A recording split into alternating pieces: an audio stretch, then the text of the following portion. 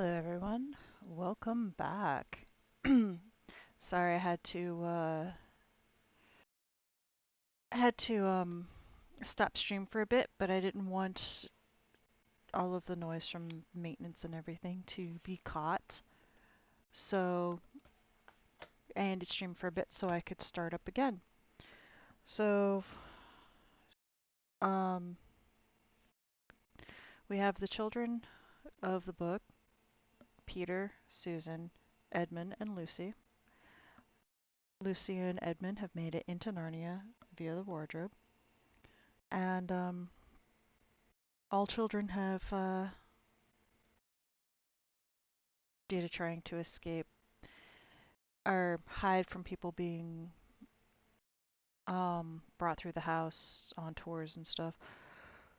They went into the room with the wardrobe, and they're actually going into the wardrobe to hide. So that is where we are going to start. All right. Quick, said Peter, there's nowhere else, and flung open the wardrobe. All four of them bundled inside and sat there, panting in the dark. Peter held the door closed, but did not shut it, for of course he remembered, as every sensible person does, that you should never shut yourself up in a wardrobe. What Edmund forgot to do last time. I wish Macready would hurry up and take all these people away, said Susan presently. I'm getting horribly cramped. And what a filthy smell of camphor, said Edmund. I expect the pockets of these coats are full of it, said Susan, to keep away moths. There's something sticking into my back, said Peter. And isn't it cold, said Susan. Now that you mention it, it is cold, said Peter. And hang it all, it's wet, too. What's the matter with this place? I'm sitting on something wet. It's getting wetter every minute. He struggled to his feet. Let's get out, said Edmund. They've gone. Oh, oh, oh, said Susan suddenly, and everyone asked her what was the matter. I'm sitting against a tree, said Susan, and look, it's getting light, over there. By Jove, you're right, said Peter. And look there, and there. It's trees all around, and it's wet, and the wet stuff is snow. Why, I do believe we got into Lucy's wood after all. And now there was no mistaking it, and all four children stood blinking in the daylight of a winter day. Behind them were coats hanging on pegs. In front of them were snow-covered trees. Peter turned at once to Lucy. I apologize for not believing you, he said. I'm sorry. Will you shake hands? Of course, said Lucy, and did. And now, said Susan, what do we do next? Do, said Peter. Why, go and explore the wood, of course. Ugh, said Susan, stamping her feet. It's pretty cold. What about putting on some of these coats? They're not ours, said Peter doubtfully. I am sure nobody would mind, said Susan. It isn't as if we wanted to take them out of the house. We shan't take them even out of the wardrobe. I never thought of that, Sue, said Peter. Of course, now that you put it that way, I see.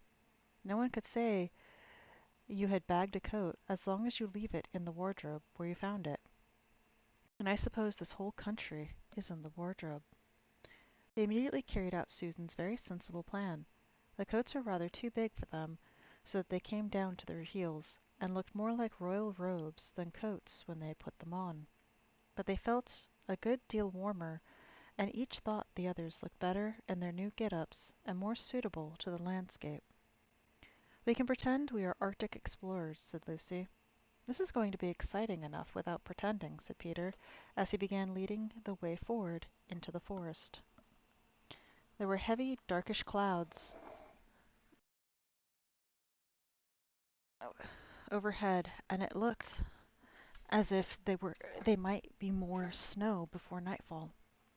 I say, said Edmund presently, oughtn't we to be sharing a bit more, or bearing a bit more to the left, that is, if we are aiming for the lamp-post?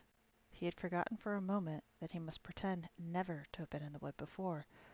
The moment the words were out of his mouth, he realized that he had given himself away. Everyone stopped. Everyone stared at him. Peter whistled.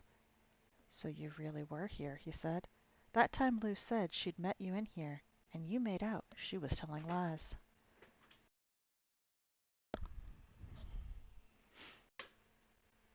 There was a dead silence. Well, of all the poisonous little beasts, said Peter, and shrugged his shoulders and said no more. There seemed indeed to be no more to say, and presently the four resumed their journey, but Edmund was saying to himself, I'll pray you all for this, you pack of stuck-up, self-satisfied prigs. What are we, or where are we going anyway? Said Susan, chiefly for the sake of changing the subject. I think Lou ought to be the leader, said Peter. Goodness knows she deserves it. Where will you take us, Lou? What about going to see Helios? Said Lucy. He's the nice faun I told you about. By the way, what is it? Oop. So, Tiger, one thing I didn't get to tell you. Let me go down. Doop, doop, doop. Boop. The faun, or as some people say, satyr, in the story, his name is actually Mr. Tumnus. But the way they described him almost like Helios.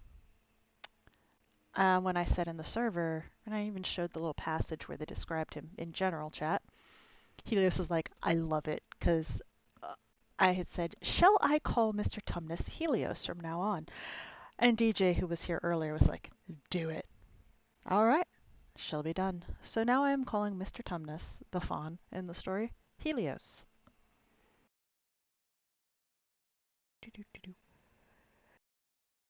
What about going to see Helios? Said Lucy. He's the nice faun I told you about. Everyone agreed to this, and off they went, walking briskly and stamping their feet. Lucy proved to be a good leader. At first she wondered whether she would be able to find the way, but she recognized an old-looking tree on one place and a stump in another, and brought them on to where the ground became uneven, and into the little valley, and at last to the very door of Helios's cave. But there a terrible surprise awaited them.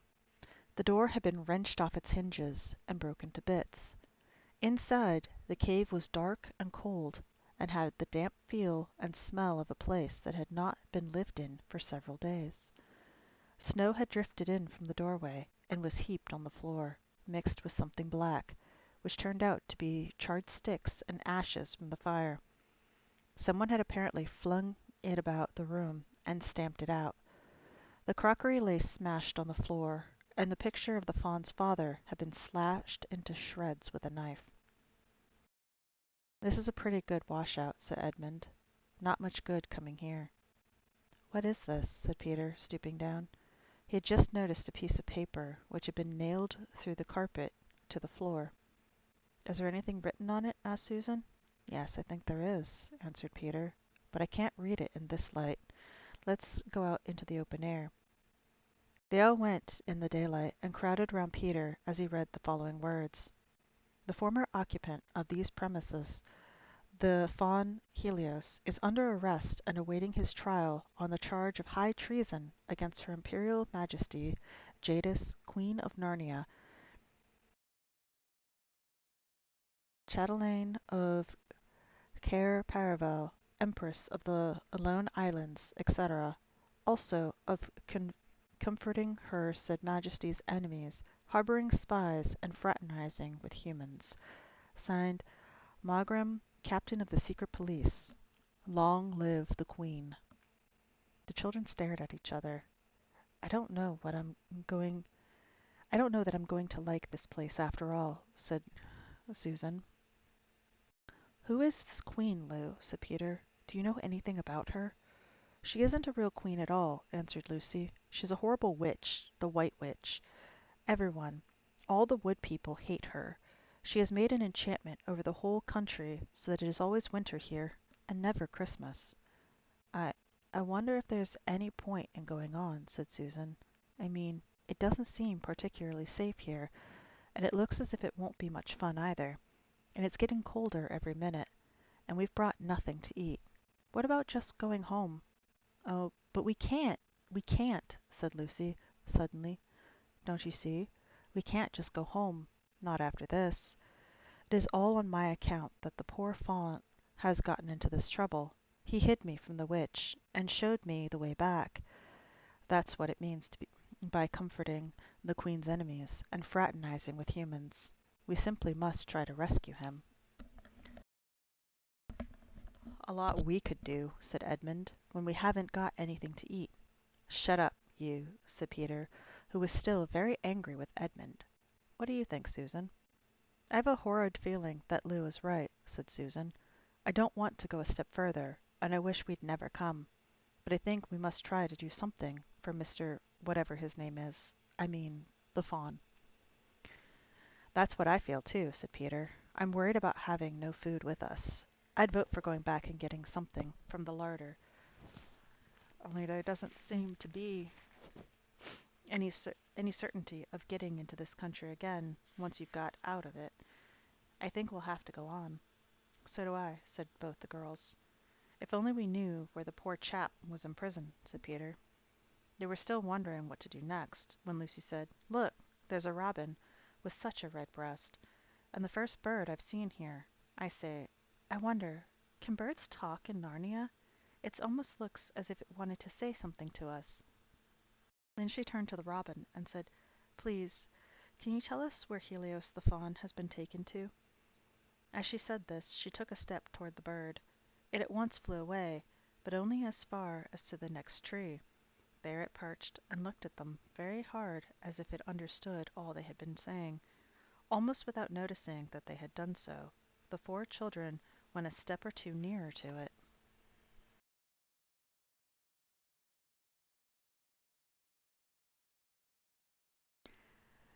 At this, the robin flew away again to the next tree. At, and once more, it looked at them very hard. You couldn't have found a robin with a redder chest or a brighter eye. Do you know, said Lucy, I really believe he means us to follow him. I've an idea he does, said Susan. What do you think, Peter? Well, we might as well try it, answered Peter. The robin appeared to understand the matter thoroughly. It kept going from tree to tree, always a few yards ahead of them, but always so near that they could easily follow it. In this way it led them on, slightly downhill. Wherever the robin alighted, a little shower of snow would fall off the branch. Presently the clouds parted overhead, and the winter sun came out, and the snow all around them grew dazzlingly bright. They had been traveling in this way for about half an hour, with the two girls in front, when Edmund said to Peter, If you're not still too high and mighty to talk to me, I've something to say which you'd better listen to. What is it? Asked Peter. Hush, not so loud, said Edmund. There's no good frightening the girls. But have you realized what we're doing? What? Said Peter, lowering his voice to a whisper.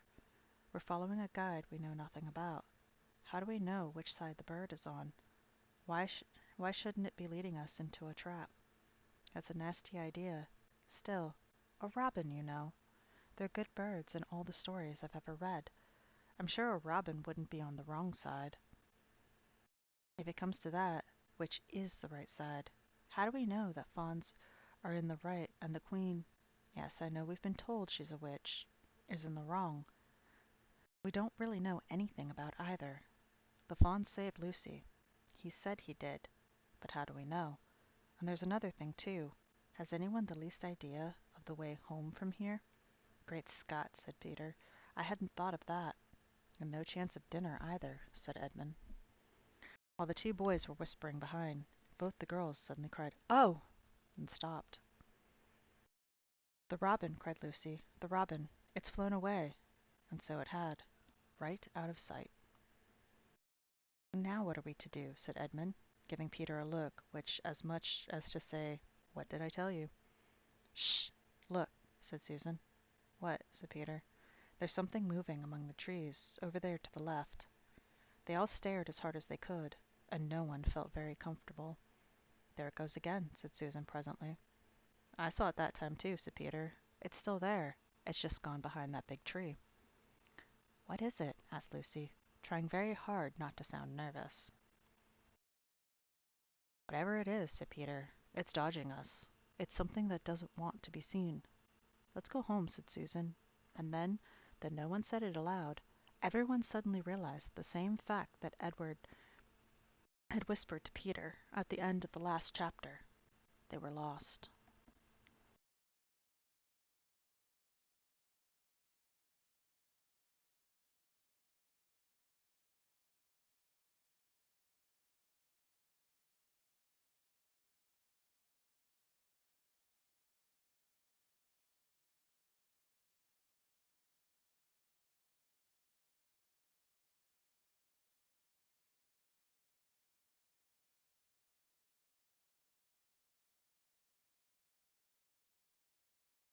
Mm.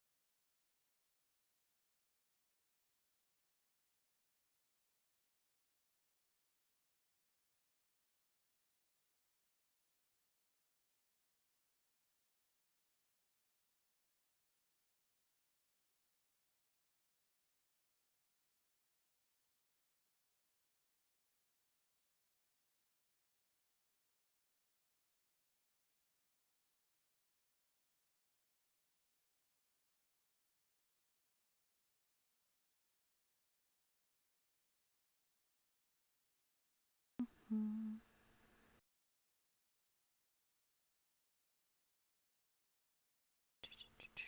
Hello. Hi. What's up? Oh, I'm gonna nut in my mother. Can you Can you? not?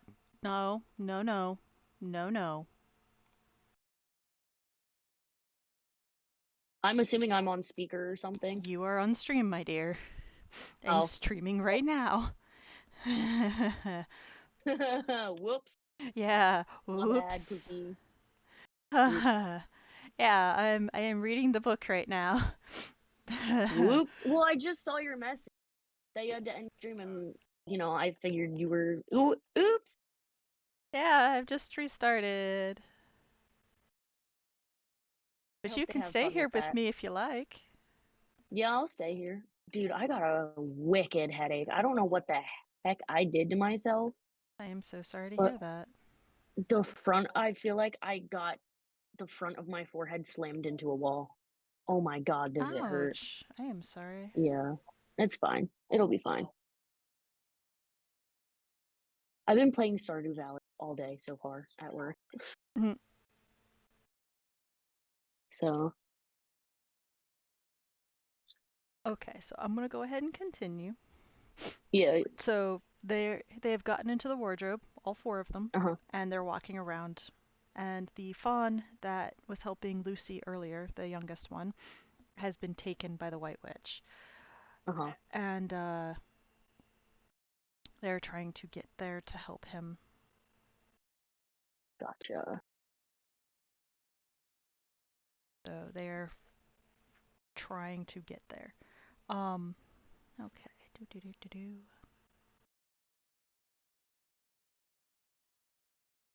Let's go home, said Susan. And then, though nobody said it aloud, everyone suddenly realized the same fact that Edmund had whispered to Peter at the end of the last chapter. They were lost. What's it like? Said Lucy. It's it's a kind of animal, said Susan. Then look, look, quick. There it is. They all saw it this time, a whiskered furry face which had looked out at them from behind a tree. But this time it didn't immediately draw back. Instead, the animal put its paw against its mouth, just as humans put their fingers on their lips when they are signaling to you to be quiet. Then it disappeared again. The children all stood holding their breath. A moment later, the stranger came out from behind the tree. glanced all around as if it were afraid someone was watching, said, "Hush," made signs to them to join it in the thicker bit of wood where it was standing, and then once more disappeared. "I know what it is," said Peter. "It's a beaver. I saw the tail." "It wants us to go to it," said Susan, "and it is warning us not to make a noise." "I know," said Peter. "The question is, are we going to go to it or not? What do you think, Lou?" "I think it's a nice beaver," said Lucy. "Yes, but how do we know?" said Edmund. "Shan't we have to risk it?" said Susan. "I mean, it's no good just standing here, and I feel I want some dinner." "Are you tired?" Kinda. Low Aw. key. Did you It not is what sleep it is. did you not sleep well last night? Not really. I mean, that and I don't know how, but my alarm wasn't set. I woke up at 8:45, bro. I made it to work on time though, so there's that. Mm-hmm.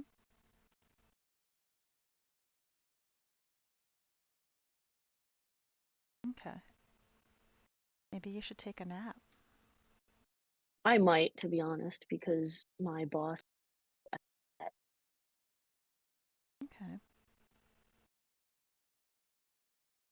At this moment the beaver again popped its head out from behind the tree and beckoned earnestly to them. "Come on," said Peter. "Let's give it a try. All keep close together. We ought to be a match for one beaver if it turns out to be an enemy." So the children all got closer together and walked up to the tree and in behind it, and there, sure enough, they found the beaver, but it still drew back, saying to them in a hoarse, throaty whisper, "Further in. Come further in. Right in here. We're not safe in the open." Only when it had led them into a dark spot, where 4 trees grew so close together that their boughs met, and the brown earth and pine needles could be seen underfoot because no snow had been able to fall there, did it begin to talk to them. "Are you the sons of Adam and the daughters of Eve?" it said. "We're some of them," said Peter. "Shh, shh, shh," said the beaver. "Not so loud, please. We're not safe even here." Why are you so... Did my mic stop working? Oh, Lord.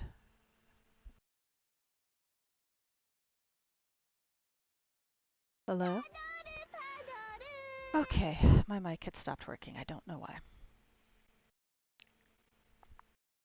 At this moment the beaver again popped its head out from behind the tree and beckoned earnestly to them. "Come on," said Peter. "Let's give it a try. All keep close together. We ought to be a match for one beaver if it turns out to be an enemy." So the children all got close together and walked up to the tree and in behind it, and there, sure enough, they found the beaver.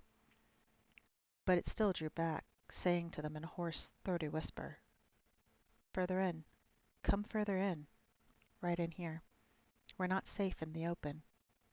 Only when it had led them into a dark spot where 4 trees grew so close together that their boughs met, and the brown earth and pine needles could be seen underfoot because no snow had been able to fall there, did it begin to talk to them. "Are you the sons of Adam and the daughters of Eve?" it said. "We're some of them," said Peter. "Shh, shh, shh, shh," said the beaver. "Not so loud, please. We're not safe, even here." "Why, why, who are you afraid of?" said Peter. "There's no one here but ourselves." "They're the trees," said the beaver. "They're always listening. Most of them are on our side, but there are trees that would betray us to her. You know who I mean." And it nodded its head several times. "If it comes to talking about sides," said Edmund, "how do we know you're a friend?" "Not meaning to be rude, Mr. Beaver," added Peter, "but you see, we're strangers." quite right," said the beaver. "Here is my token." With these words it held up to them a little white object. They all looked at it in surprise, till suddenly Lucy said, "Oh, of course! That's my handkerchief, the one I gave to poor Helios." "That's right," said the beaver. "Poor fellow, he got wind of the arrest before it actually happened and handed this over to me. He said that if anything happened to him, I must meet you here and take you on to Here the beaver's voice sank into silence, and it gave one or two very mysterious nods.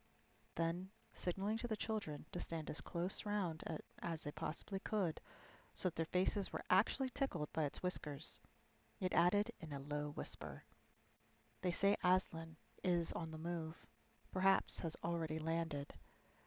And now the very curious thing happened. None of the children knew who Aslan was, any more than you do, but at the moment the beaver had spoken these words everyone felt quite different. Perhaps it has sometimes happened to you in a dream that someone says something which you don't understand, but in the dream it feels as if it has some enormous meaning, either a terrifying one, which turns the whole dream into a nightmare, or else a lovely meaning, too lovely to put into words, which makes the dream so beautiful that you remember it all your life and are always wishing you could get into that dream again. It was like that now. At the name of Aslan, each one of the children felt something jump in its inside. Edmund felt a sensation of mysterious horror. Peter felt suddenly brave and adventurous. Susan felt as if some delicious smell or some delightful strain of music had just floated by her. And Lucy got the feeling you have when you wake up in the morning and realize that it is the beginning of the holidays or the beginning of summer. "And what about Helios?" said Lucy. "Where is he?" "Sh sh sh," said the beaver. "Not here. I must bring you to where we can have a real talk, and also dinner." No one except Edmund felt any difficulty about trusting the beaver now, and everyone, including Edmund, was very glad to hear the word dinner. They therefore all hurried along behind their new friend, who led them in a surprisingly quick pace, and always in the thickest parts of the forest. For over an hour everyone was feeling very tired and very hungry, when suddenly the trees began to get thinner in front of them, and the ground to fall steeply downhill. A minute later they came out under the open sky. The sun was still shining, and found themselves looking down on a fine sight. They were standing on the edge of a steep, narrow valley, at the bottom of which ran, at least it would have been running if it hadn't been frozen, a fairly large river. Just below them a dam had been built across this river, and when they saw it, everyone suddenly remembered that of course beavers are always making dams, and felt quite sure that Mr. Beaver had made this one. They also noticed that he now had a sort of modest expression on his face, the sort of look people have when you are visiting a garden they've made or read a story they've written. So it was only common politeness when Susan said, "What a lovely dam!" And Mr. Beaver didn't say "hush" this time, but merely a trifle, and it isn't really finished." Above the dam there was what ought to have been a deep pool, but was now, of course, a level floor of dark green ice. And below the dam, much lower down, was more ice, but instead of being smooth, it was all frozen into the foamy and wavy shapes in which the water had been rushing along at the moment when the frost came, and where the water had been trickling over and spurting through the dam. There was now a glittering wall of icicles, as if the side of the dam had been covered all over with flowers and wreaths and festoons of the purest sugar. And out of the middle, and partly on top of the dam, was a funny little house shaped rather like an enormous beehive, and from a hole in the roof smoke was going up, so that when you saw it, especially if you were hungry, you at once thought of cooking and became hungrier than you were before. That was what the others chiefly noticed, but Edmund noticed something else. A little lower down the river there was another small river which came down another small valley to join it, and looking up that valley, Edmund could see two small hills, and he was almost sure they were the two hills which the White Witch had pointed out to him when he parted from her at the lamp post that other day. And then between them, he thought, must be her palace, only a mile off or less. And he thought about the Turkish delight, and about being a king. I wonder how Peter will take that, he asked himself, and horrible ideas came into his head. Here we are, said Mr. Beaver, and it looks as if Mrs. Beaver is expecting us. I'll lead the way, but be careful and don't slip. The top of the dam was wide enough to walk on, though not for humans, a very nice place to walk because it was covered with ice, and though the frozen pool was level with it on one side, there was a nasty drop to the lower side on the other, to the lower river on the other. Along this route Mr. Beaver led them in single file right out to the middle where they could look a long way up the river and a long way down it. And when they had reached the middle, they were at the door of the house. Here we are, Mrs. Beaver, said Mr. Beaver. I have found them. Here are the sons and daughters of Adam and Eve. And they all went in. The first thing Lucy noticed, as she went in, was a burring sound, and the first thing she saw was a kind-looking old she-beaver sitting in the corner with a thread in her mouth, working busily at her sewing machine. And it was from it that the sound came. She stopped her work and got up as soon as the children came in. "So you've come at last," she said, holding out both her wrinkled old paws. "At last. To think that ever I should see to this, that I should live to see this day. The potatoes are on boiling, and the kettle's singing, and I dare say, Mr. Beaver, you'll get us some fish." "That I will," said Mr. Beaver, and he went out of the house. Peter went with him, and across the ice of the deep pool where he had a little hole in the ice which he kept open every day with his hatchet. They took a pail with them. Mr. Beaver sat down quietly at the edge of the hole. He didn't seem to mind being so chilly. Looked hard into it, then suddenly shot in his paw, and before you could say Jack Robinson, had whisked out a beautiful trout. Then he did it all over again until they had a fine catch of fish. Meanwhile, the girls were helping Mrs. Beaver to fill the kettle and lay the table and cut the bread and put the plates in the oven to heat and draw a huge jug of beer for Mr. Beaver from a barrel which stood in one corner of the house, and to put on the frying pan and get the drippings hot. Lucy thought the Beavers had a very snug little home, though it was not at all like Helios's cave. There were no books or pictures, and instead of beds there were bunks, like on board ship, built into the wall. And here there were hams and strings of onion hanging from the roof, and against the walls were gum boots and oilskins and hatchets and pair of shears and spades and trowels and things for carrying mortar in, and fishing rods and fishing nets and sacks. And the cloth on the table, though very clean, was very rough. Just as the frying pan was nicely hissing, Peter and Mr. Beaver came in with the fish which Mr. Beaver had already opened with his knife and cleaned out in the open air. You can think how good the new caught fish smelled while they were frying, and how the hungry children longed for them to be done, and how very much hungrier still they had become before Mr. Beaver said, "Now we're nearly ready." Susan drained the potatoes and put them all back in the empty pot to dry on the side of the range, while Lucy was helping Mrs. Beaver to dish up the trout, so that in a very few minutes everyone was drawing in their stools. It was all three-legged stools in the Beavers' house, except for Mrs. Beaver's own special rocking chair beside the fire, and preparing to enjoy themselves. There was a jug of creamy milk for the children. Mr. Beaver stuck to beer, and a great big lump of deep yellow butter in the middle of the table, from which everyone took as much as he wanted to go with his potatoes.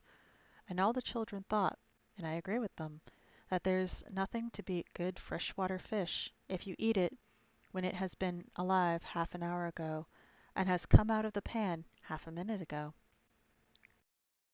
And when they finally finished the fish, Mrs. Beaver brought unexpectedly out of the oven a great and gloriously sticky marmalade roll, steaming hot, and at the same time moved the kettle onto the fire, so that when they had finished the marmalade roll, the tea was ready and made to be poured out. And when each person had got his or her cup of tea, Each person shoved back his or her stool so as to be able to lean against the wall, and gave a long sigh of contentment. "And now," said Mr. Beaver, pushing away his empty beer jug and pulling his cup of tea toward him, "if you'll just wait till I've got my pipe lit up and going nicely, why, now we can get to business. It's snowing again," he added, cocking his eye at the window. "That's all the better, because it means we shan't have any visitors. And if anyone should have been trying to follow you, why, he won't find any tracks." "And now," said Lucy, "do please tell us what's happened to Helios." "Ah, that's bad," said Mr. Beaver, shaking his head.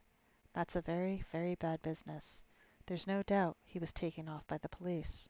I got that from a bird who saw it done." "And where's he been taken to?" asked Lucy.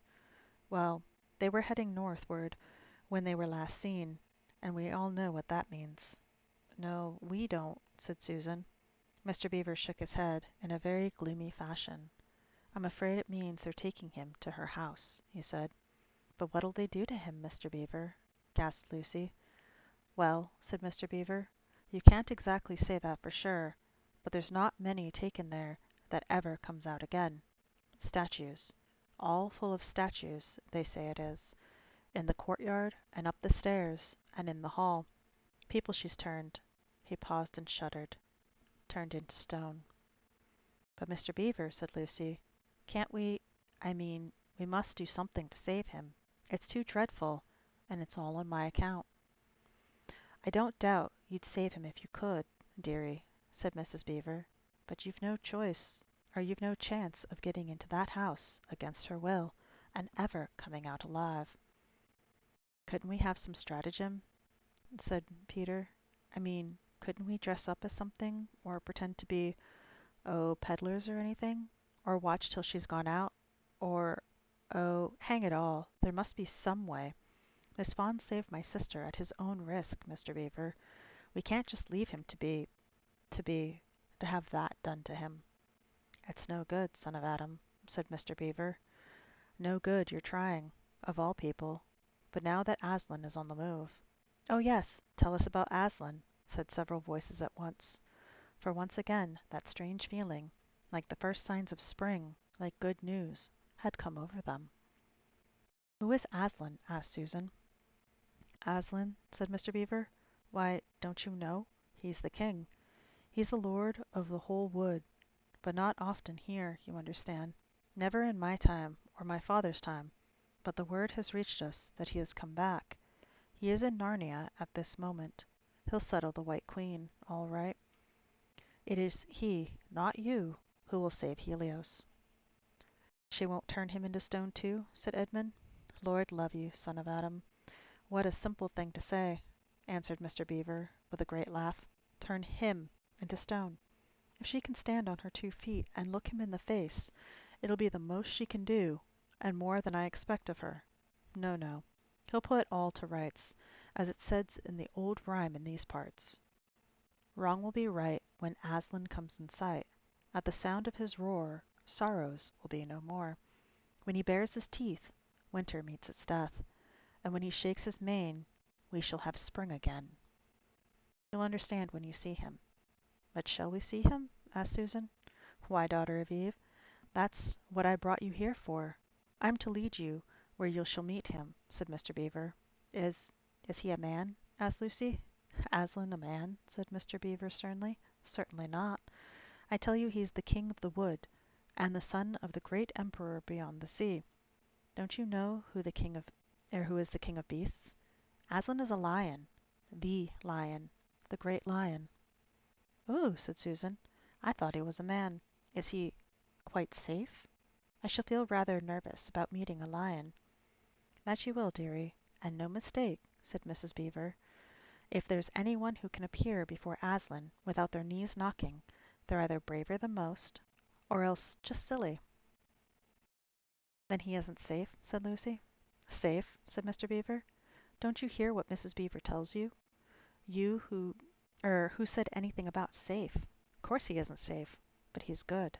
He's the king, I tell you." "I'm longing to see him," said Peter, "even if I do feel frightened when it comes to the point." That's right, son of Adam, said Mr. Beaver, bringing his paw down on the table with a crash that made all the cups and saucers rattle. And so you shall. Word has been sent that you are to meet him. Tomorrow, if you can. At the stone table. Where's that? Said Lucy. I'll show you, said Mr. Beaver. It's down the river, a good step from here. I'll take you to it. But meanwhile, what about poor Helios? Said Lucy. The quickest way you can help him is by going to meet Aslan, said Mr. Beaver. Once he's with us, then we can begin doing things. Not that we don't need you too. That's for another of the old rhymes. When Adam's flesh and Adam's bone sits at Cair Paravel enthroned, the evil time will be over and done. So things must be drawing near their end now. He's come, and you've come. We've heard of Aslan coming into these parts before. Long ago, nobody can say. But there's never been any of your race here before. That's what I don't understand, Mr. Beaver, said Peter. I mean, isn't the witch herself human? She'd like us to believe it, said Mr. Beaver, and it's on that she bases her claim to be queen. But she's no daughter of Eve. She comes of your father's Adam. Here Mr. Beaver bowed. Your father's your father Adam's first wife. Her they called Lilith, and she was one of the Jinn. That's what she comes from on one side, and on the other she comes of the giants. No, no, there isn't a drop of real human blood in the witch. That's why she's battle, though. All through, Mr. Beaver, said Mrs. Beaver. True enough, Mrs. Beaver, replied he. There may be two views about humans, meaning no offense to the present company, but there's no two views about things that look like humans and aren't. I've known good dwarfs, said Mrs. Beaver. So have I, now you come to speak of it, said her husband, but precious few, and they were the ones least like men. But in general, take my advice. When you meet anything that's going to be human and isn't yet, or used to be human once and isn't now, or ought to be human and isn't, you keep your eyes on it and feel for your hatchet. That's why the witch is always on the lookout for any humans in Narnia. She's been watching for you this many a year, and if she knew there were four of you, she'd be more dangerous still. What's that to do with it? Asked Peter. Because of another prophecy, said Mr. Beaver. Down at Cair Paravel, there's the castle on the sea-coast, down at the mouth of this river, which ought to be the capital of the whole country if all was as it should be. Down at Cair Paravel there were four thrones, and it's a saying in Narnia, time out of mind, when two sons of Adam and two daughters of Eve sit on those four thrones, then it will be the end not only of the White Witch's reign, but of her life. And that is why we had to be so cautious as we came along, for if she knew about you four, your lives wouldn't be worth a shake of my whiskers. All the children had been attending so hard to what Mr. Beaver was telling them that they had noticed nothing else for a long time. Then during the moment of silence that followed his last remark, Lucy suddenly said, I say, where's Edmund? There was a dreadful pause, and then everyone began asking, Who saw him last? How long has he been missing? Is he outside? And then all rushed to the door and looked out. The snow was falling thickly and steadily, and the green ice of the pool had vanished under a thick white blanket, and from where the little house stood at the center of the dam, you could hardly see either bank.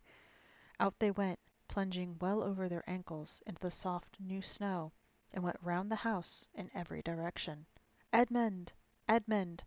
They called till they were hoarse, but the silently falling snow seemed to muffle their voices, and there was not even an echo in answer. How perfectly dreadful, said Susan, as they at last came back in despair. Oh, how I wish we'd never come. What on earth do we do now, Mr. Beaver? Said Peter. Do? Said Mr. Beaver, who was already putting on his snow boots. Do? We must be off at once. We hadn't a moment to spare. We'd better divide into 4 search parties, said Peter, and all go in different directions. Whoever finds him must come back here at once and— Search parties, son of Adam? Said Mr. Beaver. What for? Why, to look for Edmund, of course. There's no point in looking for him, said Mr. Beaver. What do you mean? Said Susan. He can't be far away yet, and we've got to go find him. What do you mean you say there's no use in looking for him? The reason there's no use in looking, said Mr. Beaver, is that we already know where he's gone. Everyone stared in amazement. Don't you understand? Said Mr. Beaver. He's gone to her, to the White Witch. He has betrayed us all. Oh, surely. Oh, really, said Susan. He can't have done that. Can't he? Said Mr. Beaver, looking very hard at the three children, and everything they wanted to say died on their lips, for they felt suddenly quite certain inside that that is exactly what Edmund had done.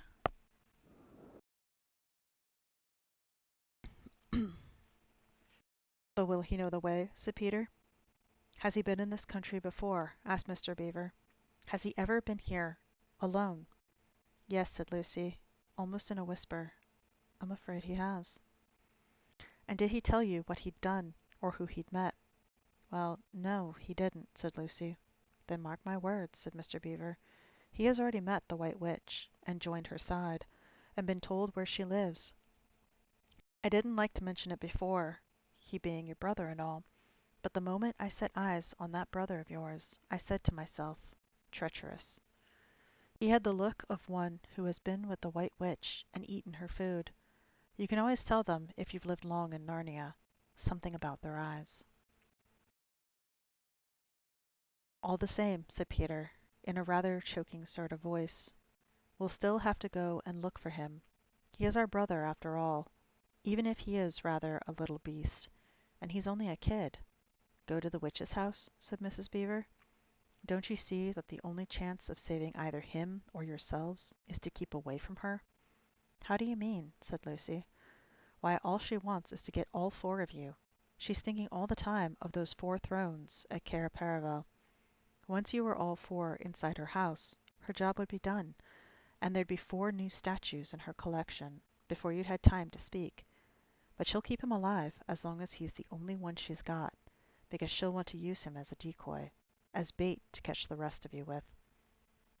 Oh, can no one help us? Wailed Lucy. Only Aslan, said Mr. Beaver. We must go on and meet him. He's our only chance now. It seems to me, my dears, said Mrs. Beaver, that it is very important that you know just when he has slipped away.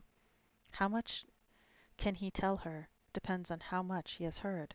For instance, had we started talking of Aslan before he left?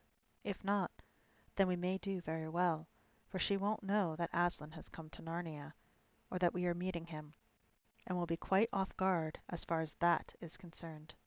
I don't remember his being here when we were talking about Aslan, began Peter, but Lucy interrupted him. Oh, yes, he was, she said miserably. Don't you remember? It was he who asked whether the witch couldn't turn Aslan into stone, too. So he did, by Jove, said Peter. Just the sort of thing he would say, too. Worse and worse, said Mr. Beaver. And the next thing is this. Was he still here when I told you of the place for the meeting? Aslan was at the stone table. And of course, no one knew the answer to this question, because if he was, continued Mr. Beaver, then she'll simply sledge down in that direction and get between us and the stone table and catch us on our way down. In fact, we'll be cut off from Aslan. But that isn't what she'll do first, said Mrs. Beaver. Not if I know her. The moment that Edmund tells her that we're all set here, she'll set out to catch us at this very night, and if he's been gone about half an hour, she'll be here in another 20 minutes. You're right, Mrs. Beaver, said her husband. We must all get away from here. There's not a moment to lose. And now, of course, if you want to know what had happened to Edmund. He had eaten his share of the dinner, but he hadn't really enjoyed it, because he was thinking all the time about Turkish delight, and there's nothing that spoils the taste of good, ordinary food half so much as the memory of bad magic food. And he had heard the conversation, and hadn't enjoyed it much either, because he kept on thinking that the others were taking no notice of him and trying to give him the cold shoulder. They weren't, but he imagined it. And then he had listened until Mr. Beaver told them about Aslan, until he had told the whole arrangement for meeting Aslan at the stone table. It was then that he began very quietly to edge himself under the curtain which hung over the door, for the mention of Aslan gave him a mysterious and horrible feeling, just as it had given the others a mysterious and lovely feeling. Just as Mr. Beaver had been repeating the rhyme about Adam's flesh and Adam's bone, Edmund had been very quietly turning the door handle, and just before Mr. Beaver had begun telling him about the White Witch wasn't really human at all, but half a djinn and half giantess, Edmund had gone outside into the snow and cautiously closed the door behind him. You mustn't think that even now Edmund was quite so bad that he actually wanted his brother and sisters to be turned into stone. He did want Turkish delight, and to be a prince, and later a king, and to pay Peter out for calling him a beast.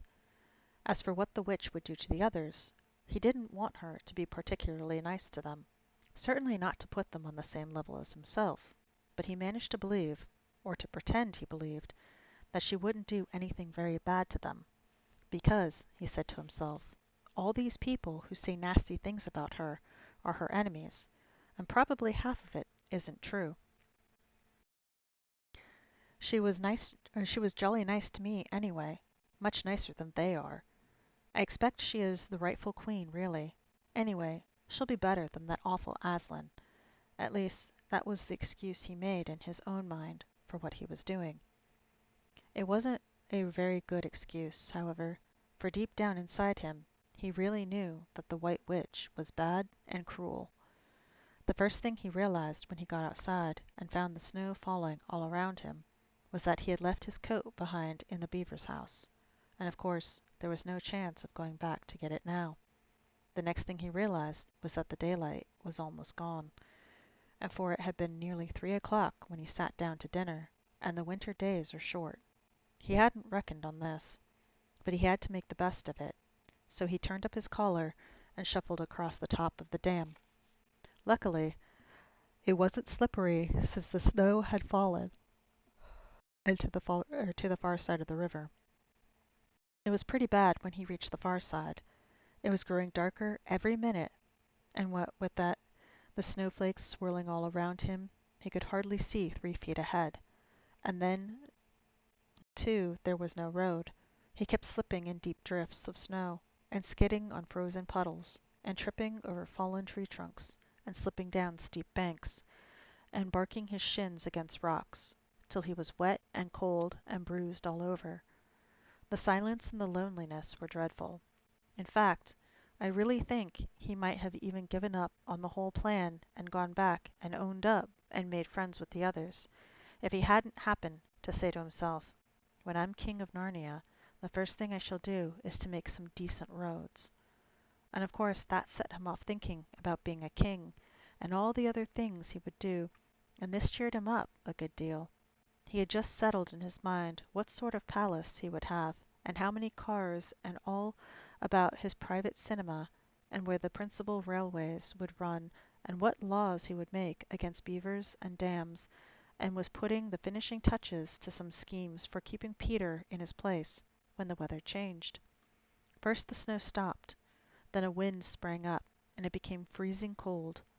Finally the clouds rolled away, and the moon came out.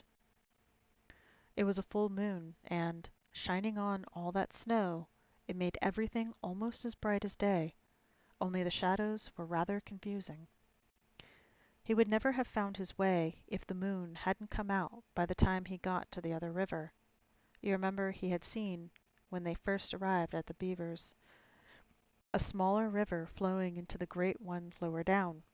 Now he reached this and turned to follow it up, but the little valley down which it came was much steeper and rockier than the one he had just left, and much overgrown with bushes, so that he could not have managed it at all in the dark. Even as it was, he got wet through, for he had stooped under branches, and great loads of snow came sliding off onto his back. And every time this happened, he thought more and more how he hated Peter, just as if all this had been Peter's fault. But at last he came to a part where it was more level, and the valley opened up, and there, on the other side of the river, quite close to him,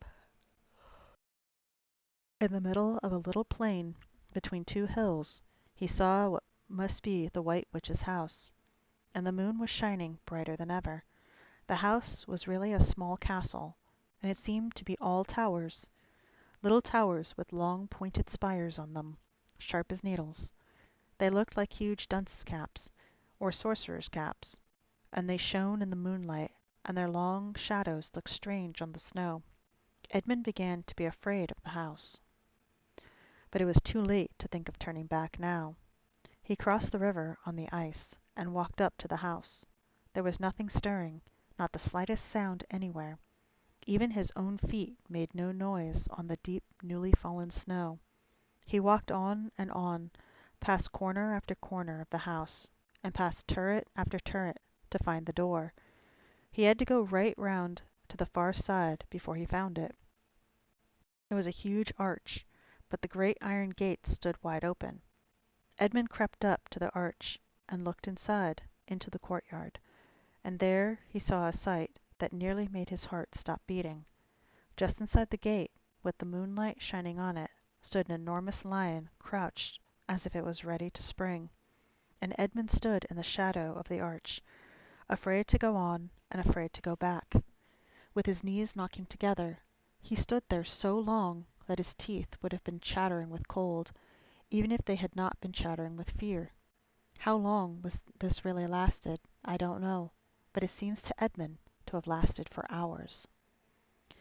Then at last he began to wonder why the lion was standing so still, for it hadn't moved 1 inch since he first set eyes on it. Edmund now ventured a little nearer, still keeping it in the shadow of the arch as much as it could. He now saw from the way the lion was standing that it couldn't have been looking at him at all. But supposing it turns its head, thought Edmund. In fact, it was staring at something else, namely a little dwarf who stood with his back to it about 4 feet away. Aha, thought Edmund, when it springs at the dwarf, then will be my chance to escape. But the lion never moved, nor did the dwarf. And now at last Edmund remembered what the others had said about the White Witch turning people into stone. Perhaps this was only a stone lion, and as soon as he had thought of that, he noticed that the lion's back and the top of its head were covered in snow. Of course it must only be a statue. No living animal would have let itself get covered with snow. Thank you, Tiger.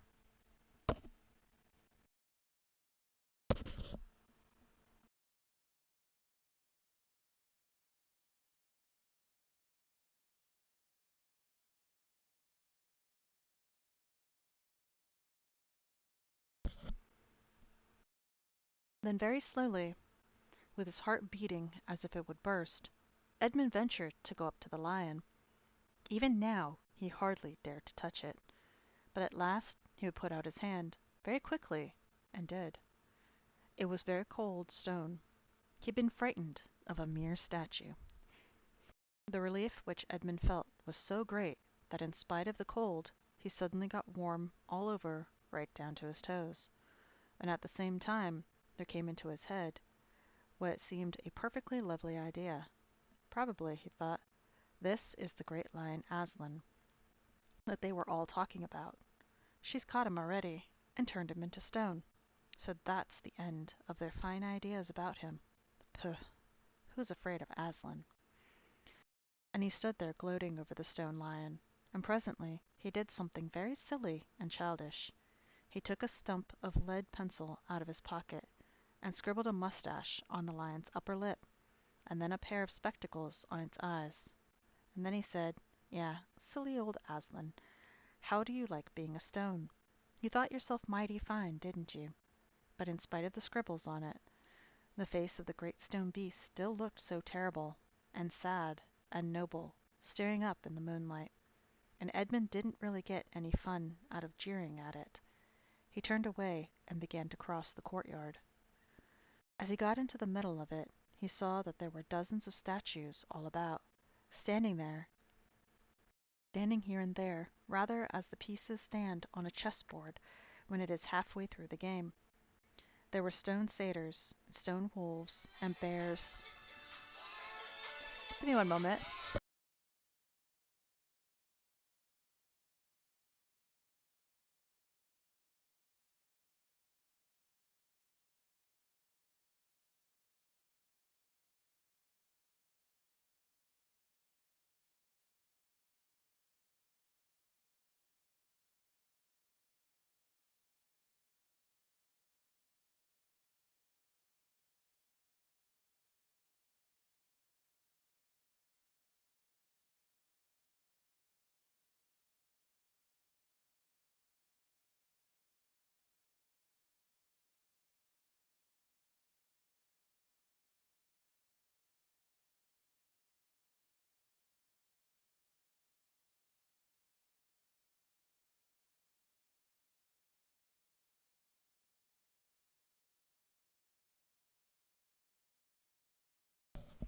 Sagro called me. He just got out of plasma and he's going to be bringing home food, which means shortly after he gets home, I will be ending stream.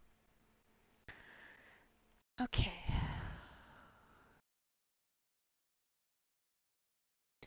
As he got into the middle of it, he saw that there were dozens of statues, all about, standing here and there, rather as the pieces stand on a chessboard when it's halfway through the game. There were stone satyrs, wolves, bears, foxes, a cat at mountains of stone. There were lovely stone shapes that looked like women, but who were really the spirits of trees. There were the great shape of a centaur and a winged horse, and a long, lithe creature that Edmund took to be a dragon. They all looked so strange standing there, perfectly lifelike, and so perfectly still in the bright, cold moonlight, that it was eerie work crossing the courtyard. Right in the middle of a huge shape like a man, but as tall as a tree, with a fierce face and a shaggy beard, and a great club in its right hand. Even though he knew it to only be a stone giant and not a live one, Edmund did not like going past it. He now saw that the dim light showing from a doorway on the far side of the courtyard. He went to it, and the flight of stone steps going up into an open door. Edmund went up them. Across the threshold lay a great wolf. It's all right, he kept saying to himself. It's only a stone wolf. It can't hurt me. And he raised his leg to step over it. Instantly the huge creature rose, with all the hair bristling along its back, opened a great red mouth, and said in a growled voice, "Who's there? Who's there? Stand still, stranger, and tell me who you are." "If you please, sir," said Edmund, trembling so that he could hardly speak, "my name is Edmund. I am the son of Adam that her Majesty met in the wood the other day, and I've come to bring her news that my brother and sisters are now in Narnia, quite close in the beaver's house. She wanted to see them." "I will tell her Majesty," said the wolf. "Meanwhile, stand still on the threshold, as you value your life." Then it vanished into the house. Edmund stood and waited, his fingers aching with the cold, and his heart pounding in his chest. And presently the gray wolf, Malgrim, the chief of the witches' secret police, came bounding back and said, "Come in, come in, fortunate favorite of the queen, or else not so fortunate." And Edmund went in, taking great care not to tread on the wolf's paws. He found himself in a long gloomy hallway with many pillars, full, as the courtyard had been, of statues. The one nearest the door was a little faun with a very sad expression on his face, and Edmund couldn't help wondering if this might be Lucy's friend. The only light came from a single lamp, and close beside this sat the White Witch. I'm come, your Majesty," said Edmund, rushing eagerly forward. "How dare you come alone?" said the witch in a terrible voice. "Did I not tell you to bring the others with you?" "Please, your Majesty," said Edmund, "I've done the best I can. I've brought them quite close. They're in the little house on top of the dam, just up the river, and with Mr. and Mrs. Beaver." A slow, cruel smile came over the witch's face. "Is this all your news?" she asked. "No, your Majesty," said Edmund, and proceeded to tell her all he had heard before leaving the beaver's house. "What? Aslan!" cried the queen. "Aslan? Is this true? If I find you've lied to me—" "Please, I am only repeating what they said," stammered Edmund. But the queen, who was no longer attending to him, clapped her hands. Instantly the same dwarf whom Edmund had seen with her before appeared. "Make ready our sledge," ordered the witch, "and use the harness without the bells. Now we must go back to Mr. and Mrs. Beaver, and the three other children." As soon as Mr. Beaver said, "There's no time to lose," everyone began bundling themselves into coats, except Mrs. Beaver, who was starting to pick up sacks and laying them on the table, and said, "Now, Mr. Beaver, just reach down that ham, and there's a packet of tea, and there's sugar and some matches, and if someone will get 2 or 3 loaves out of the crock over there in the corner." "What are you doing, Mrs. Beaver?" exclaimed Susan. "Packing a load for each of us, dearie," said Mrs. Beaver very coolly. "You didn't think we'd set out on a journey with nothing to eat, did you?" "But we haven't time," said Susan, buttoning the collar of her coat. "She may be here any minute." "That's what I say," chimed in Mr. Beaver. Get along with you all, said the wife. Think it over, Mr. Beaver. She can't be here for quarter of an hour at least. But don't we want as big a start as we can possibly get? Said Peter. If we're to reach the stone table before her. You've got to remember that, Mrs. Beaver, said Susan. As soon as she looked in here and finds we're all gone, she'll be off at top speed. That she will, said Mrs. Beaver. But we can't get there before her whatever we do, for she'll be on a sledge and we'll be walking. Then have we no hope? Said Susan. Now don't you get fussing, there's a dear, said Mrs. Beaver. But just get half a dozen clean handkerchiefs out of the drawer. Course we've got a hope. We can't get there before her, but we can keep under cover and go by ways she won't expect, and perhaps we'll get through. That's true enough, Mrs. Beaver, said her husband. But it's time we were out of this. And don't you start fussing either, Mr. Beaver, said his wife. There, that's better. There's 5 loads, and the smallest for the smallest of us. That's you, my dear, she added, looking at Lucy. Oh, do please come on, said Lucy. Well, I'm nearly done ready now, answered Mrs. Beaver at last, allowing her husband to help her into her snow boots. I suppose the sewing machine's too heavy to bring. Yes, it is, said Mr. Beaver. A great deal too heavy, and you don't think you'll be able to use it while we're on the run, I suppose. I can't abide the thought of that witch fiddling with it, said Mrs. Beaver, and breaking it or stealing it, as likely as not. Oh, please, please, please do hurry, said the 3 children. And so, at last, they all got outside, and Mrs. Beaver locked the door. It'll delay her a bit, he said, and they set off, all carrying their loads over their shoulders. The snow had stopped, and the moon had come out when they began their journey. They went in single file, and Mrs. Beaver, then Lucy, then Peter, then Susan, and Mrs. Beaver last of all. Mr. Beaver led them across the dam, and on to the right bank of the river, and then along a very rough sort of path among the trees right down by the river bank. The sides of the valley, shining in the moonlight, towering up far above them on either hand. Best keep down here as much as possible, he said. She'll have to keep to the top, for you couldn't bring the sledge down here. It would have been a pretty rough scene to look at through the window from a comfortable armchair, and even as things were, Lucy enjoyed it at first. But as they went on walking and walking and walking, and the sack she was carrying felt heavier and heavier, she began to wonder how she was going to keep up at all. And she stopped looking at the dazzling brightness of the frozen river with all its waterfalls of ice, and the white masses of the tree tops, and the great glaring moon, and the countless stars, and could only watch the little short legs of Mr. Beaver going pad, pad, pad, pad through the snow in front of her, as if they were never going to stop. Then the moon disappeared, and the snow began to fall once more, and at last Lucy was so tired that she was almost asleep, and walking at the same time when suddenly she found that Mr. Beaver had turned away from the river bank to the right and was leading them steeply uphill into the very thickest of bushes. And then, as she came fully awake, she found that Mr. Beaver was just vanishing into a little hole in the bank which had been almost hidden under the bushes until you were quite on top of it. In fact, by the time she realized what was happening, only his short flat tail was showing. Lucy immediately stooped down and crawled in after him. Then she heard noises of scrambling and puffing and panting behind her, and in a moment all 5 of them were inside. Wherever is this? Said Peter's voice, sounding tired and pale in the darkness. I hope you know what I mean by a voice sounding pale. It is an old hiding place for beavers in a bad times, said Mr. Beaver, and a great secret. It's not much of a place, but we must get a few hours' sleep. If you hadn't all been in such a plaguey fuss when we were starting, I'd have brought some pillows, said Mrs. Beaver. It wasn't nearly such a nice cave as Mr. Helios's, Lucy thought. Just a hole in the ground, but dry and earthy. It was very small, so that when they all lay down, they were all a bundle of clothes together. And what with that, and being warmed up by their long walk, they were really rather snug. If only the floor of the cave had been a little smoother. Then Mrs. Beaver handed round in the dark a little flask out of which everyone drank something.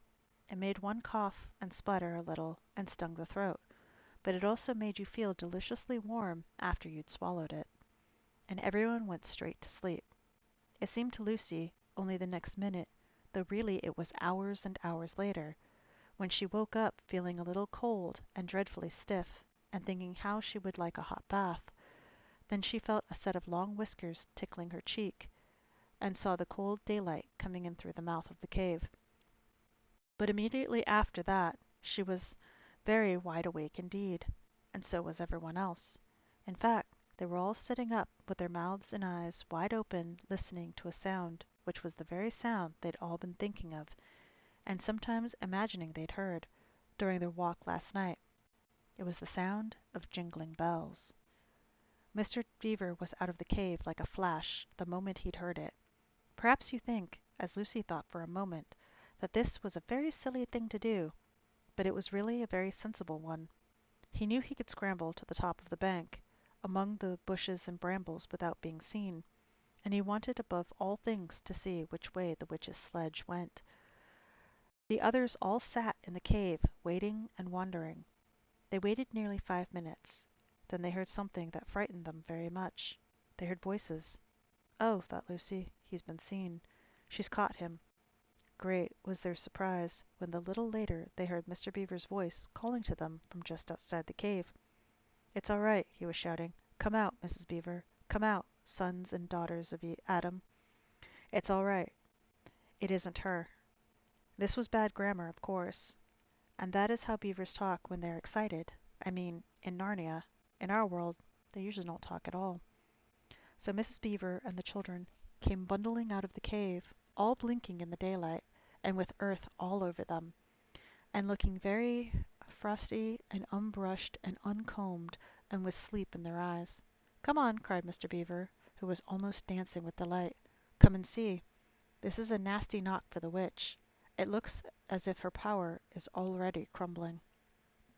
What do you mean, Mr. Beaver? Panted Peter, as they all scrambled up the steep bank of the valley together. Didn't I tell you, answered Mr. Beaver, that she'd always made it winter and never Christmas? Didn't I tell you? Well, just come and see. And then they all went to the top and did see. It was a sledge, and it was reindeer with bells on their harness. But they were far bigger than the witch's reindeer, and they were not white, but brown. And on the sledge sat a person whom everyone knew the moment they set eyes on him. He was a huge man in bright red robe, bright as holly berries, with a hood that had fur inside it, and great white beard that fell like a foamy waterfall over his chest. Everyone knew him because, though you see people of his sort only in Narnia, you see pictures of them and hear them talked about even in our world, the world on this side of the wardrobe door. But when you really see them in Narnia, it's rather different. Some of the pictures of Father Christmas in our world make him look only funny and jolly, but now that the children actually stood looking at him, they didn't find it quite like that. He was so big and so glad and so real that they all became quite still. They felt very glad, but also solemn. I've come at last, said he. She has kept me out for a long time, but I have got in at last. Aslan is on the move. The witch's magic is weakening. And Lucy felt running through her that deep shiver of gladness which you only get if you are being solemn and still. And now, said Father Christmas, for your presents. There is a new and better sewing machine for you, Mrs. Beaver. I will drop it at your house as I pass. If you please, sir, said Mrs. Beaver, making a curtsy. It's locked up. Locks and bolts make no difference to me, said Father Christmas. And as for you, Mr. Beaver, when you get home you will find your dam finished and mended and all the leaks stopped, and a new sluice gate fitted. Mr. Beaver was so pleased that he opened his mouth very wide and then found he couldn't say anything at all. Peter, Adam's son, said Father Christmas. Here, sir, said Peter. These are your presents, was the answer, and they were tools, not toys. The time to use them is perhaps near at hand. Bear them well. With these words he handed to Peter a shield and a sword. The shield was the color of silver, and across it there ramped a red lion, as bright as a ripe strawberry at the moment when you picked it up. The hilt of the sword was of gold, and it had a sheath and a sword belt and everything it needed, and it was just the right size and weight for Peter to use. Peter was silent and solemn as he received these gifts, for he felt they were a very serious kind of present. "Susan, Eve's daughter," said Father Christmas, "these are for you." He handed her a bow and a quiver full of arrows and a little ivory horn. "You must use the bow only in great need," he said, "for I do not mean you to fight in the battle. It does not miss easily. And when you put this horn to your lips and blow it, then, wherever you are, I think help of some kind will come to you." Last of all he said, "Lucy, Eve's daughter," and Lucy came forward. He gave her a little bottle of what looked like glass, but people said afterward that it was made of diamond, and a small dagger. "In this bottle," he said, "there is a cordial made of juice of one of the first flowers that grow in the mountains of the sun. If you or any of your friends is hurt, a few drops of this will restore them, and the dagger is to defend yourself at great need, for you are also not to be in the battle." "Why, sir?" said Lucy. "I don't know, but I think I could be brave enough." "That is not the point," he said. "The battles are ugly when women fight, and now," here he suddenly looked less grave, "here is something for the moment for you all." And he brought out, I suppose from the big bag at his back, but nobody quite saw him do it, a large tray containing 5 cups and saucers, a bowl of lump sugar, a jug of cream, and a great big teapot, all sizzling and piping hot. Then he cried out, "Merry Christmas! Long live the true king!" and cracked his whip, and he and the reindeer and the sledge were all out of sight before anyone realized that they had started. Peter had just drawn his sword out of its sheath and was showing it to Mr. Beaver when Mrs. Beaver said, now then, don't stand there till the tea's gone cold, just like men. Come and help and carry the tray down, and we'll have breakfast." What a mercy I thought of bringing the bread knife. So down the steep bank they went, and back to the cave. Mr. Beaver cut some of the bread and ham into sandwiches, and Mrs. Beaver poured out the tea, and everyone enjoyed themselves.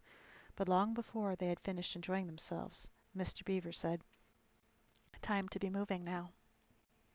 Edmund, meanwhile, had been having the most disappointing time. When the dwarf had gone to get the sledge ready, he expected that the witch would start being nice to him, as she had been at their last meeting. But she said nothing at all, and when at last Edmund plucked up his courage to say, "Please, your majesty, could I have some Turkish delight? You said," she answered, "Silence, fool."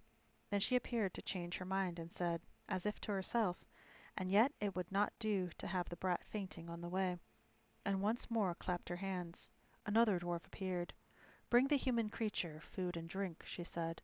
The dwarf went away, and presently returned bringing an iron bowl and with some water in it, and an iron plate with a hunk of dry bread on it.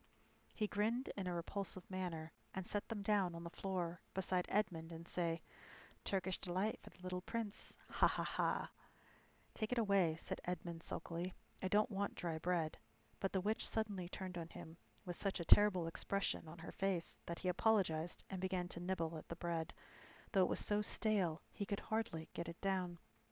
"You may be glad enough of it before you taste bread again," said the witch.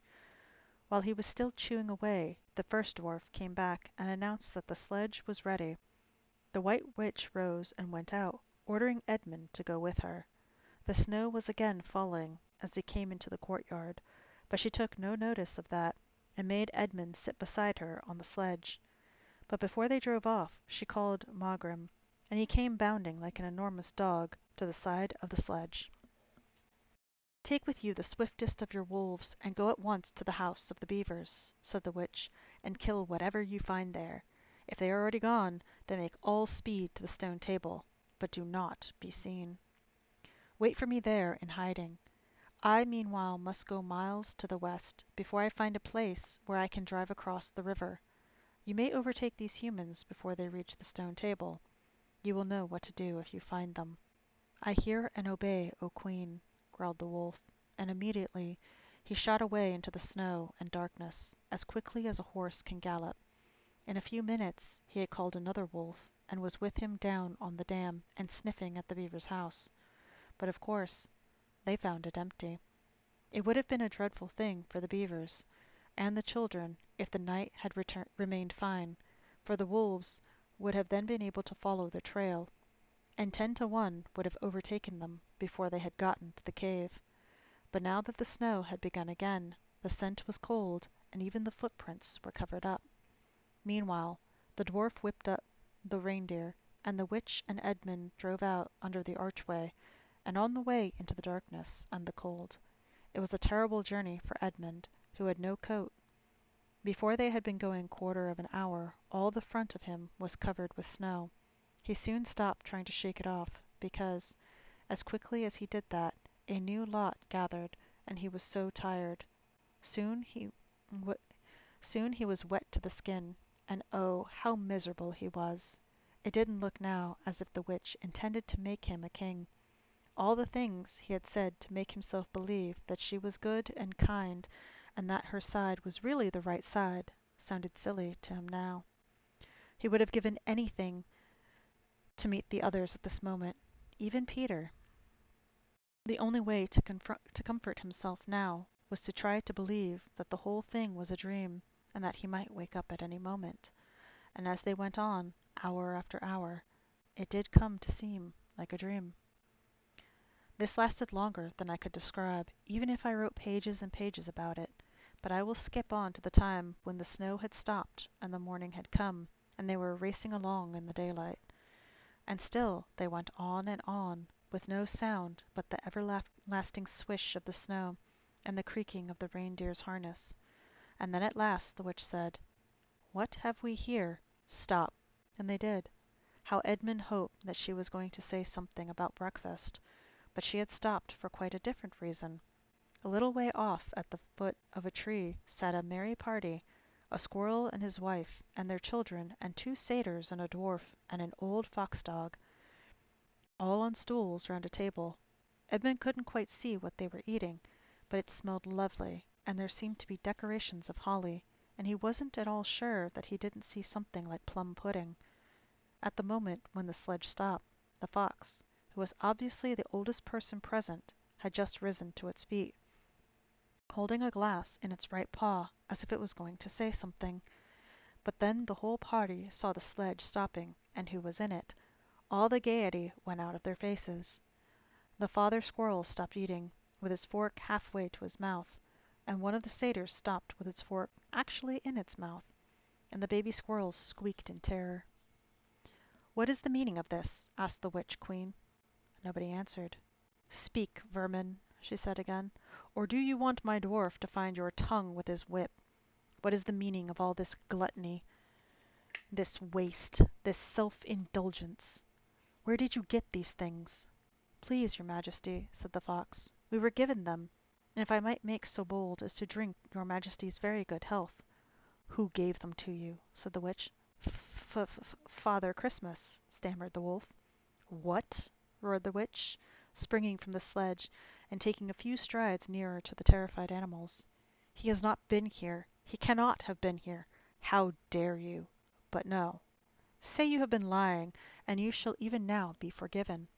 At the moment one of the young squirrels lost its head completely. "He has! He has! He has!" it squeaked, beating its little spoon on the table. Edmund saw the witch bite her lips so that a drop of blood appeared on her white cheek.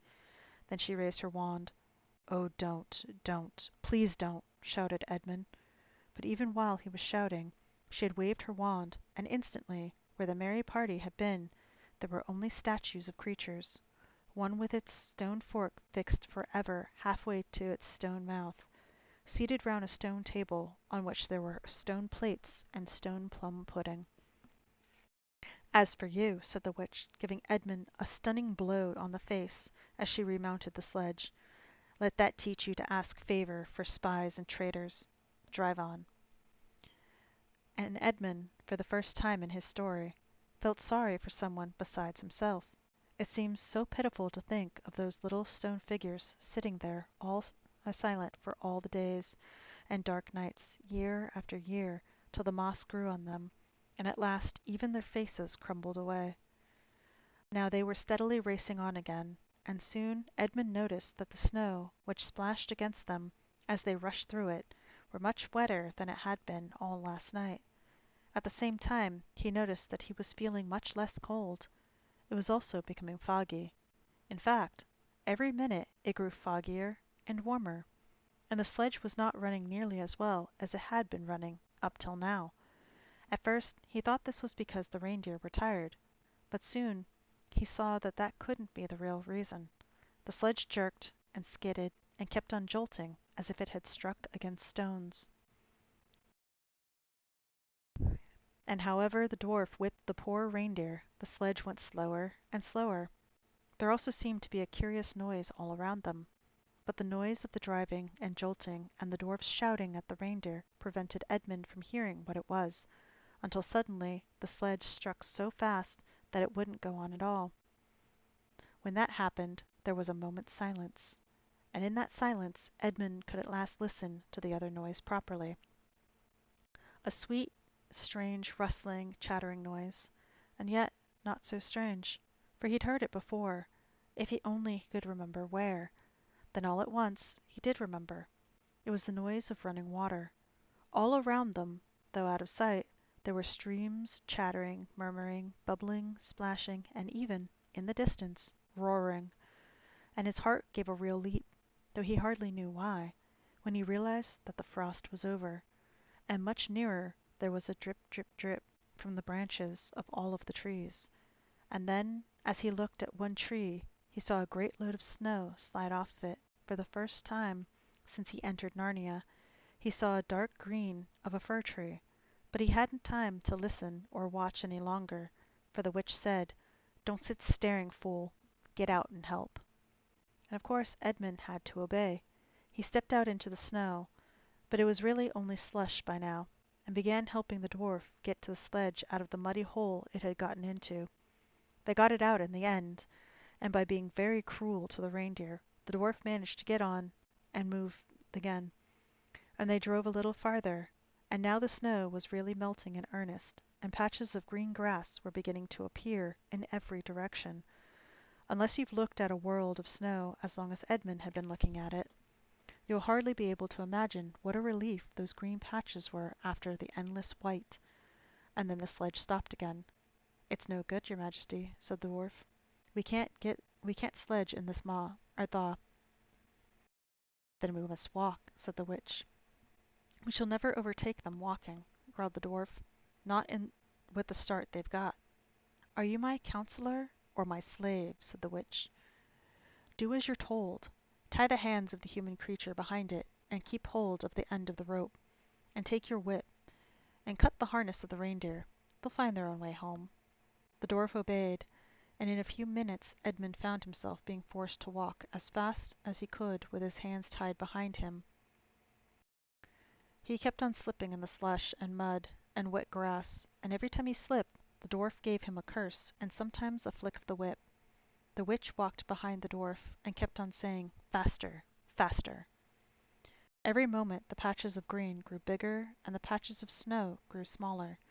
Every moment more and more of the trees shook off the robes of snow. Soon, wherever you looked, instead of white shapes you saw the dark green of firs or the black prickly branches of bare oaks and beeches and elms. Then the mist turned from white to gold, and presently cleared away altogether. Shafts of delicious sunlight struck down onto the forest floor, and overhead you could see blue sky between the tree tops. Soon there were more wonderful things happening. Coming suddenly round a corner, into a glade of silver birches, Edmund saw the ground covered in all directions with little yellow flowers. Celandines. The noise of water grew louder. Presently they were actually across a stream. Beyond it they found snowdrops growing. "Mind your own business," said the dwarf, while he saw Edmund had turned his head to look at them, and he gave the rope a vicious jerk. But of course this didn't prevent Edmund from seeing. Only 5 minutes later he noticed a dozen crocuses growing round the foot of an old tree. gold and purple and white. Then came a sound even more delicious than the sound of water. Close behind the path they were following, a bird suddenly chirped from a branch of a tree. It was answered by the chuckle of another bird a little further off. And then, as if that had been a signal, there was chattering and chirping in every direction, and then a moment of full song, and within 5 minutes the whole wood was ringing with birds' music, and wherever Edmund's eyes turned he saw birds alighting on branches, or sailing overhead, or chasing one another, or having little quarrels, or tidying up their feathers with their beaks. Faster, faster, said the witch. There was no trace of the fog now. The sky became bluer and bluer, and now there were white clouds hurrying across it from time to time. In the wide glades there were primroses. A light breeze sprang up, which scattered drops of moisture from the swaying branches, and carried cool, delicious scents against the faces of the travelers. The trees began to come fully alive. The larches and birches were covered with green, the laburnums with gold. Soon the beech trees had put forth their delicate transparent leaves. As the travelers walked under them, the light also became green. A bee buzzed across their path. This is no thaw, said the dwarf, suddenly stopping. This is spring. What are we to do? Your winter has been destroyed, I tell you, and this is all Aslan's doing. If either of you mentions that name again, said the witch, he shall instantly be killed.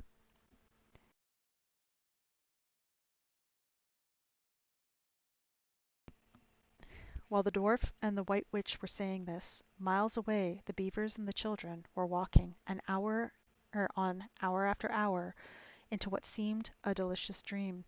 Long ago they had left the coats behind them, and now they had even stopped saying to one another, "Look, there's a kingfisher," or "I say, bluebells," or "What has that lovely smell?" or "Just listen to that thrush." They walked on in silence, drinking it all in, passing through patches of warm sunlight into cool green thickets, and out again into wide mossy glades, where tall elms raised the leafy roof far overhead, and then into dense masses of flowering currant, and among hawthorn bushes, where the sweet smell was almost overpowering. They had been just as surprised as Edmund when they saw the winter vanishing and the whole wood passing in a few hours or so from January to May. They haven't even known for certain, as the witch did, that this is what would happen when Aslan came to Narnia, but they all knew that it was her spell which had produced the endless winter, and therefore they all knew that this magic spring began and something had gone wrong, and badly wrong, with the witch's schemes.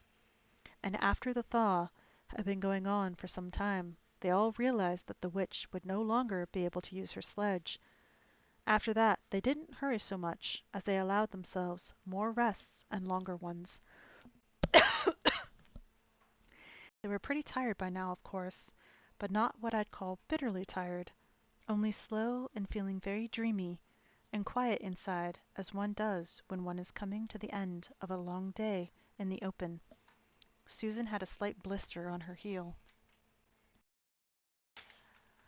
And with that, I am going to end right now. Excuse me. So, thank you all for coming in to listen, and I will see you guys later. All right, ta ta.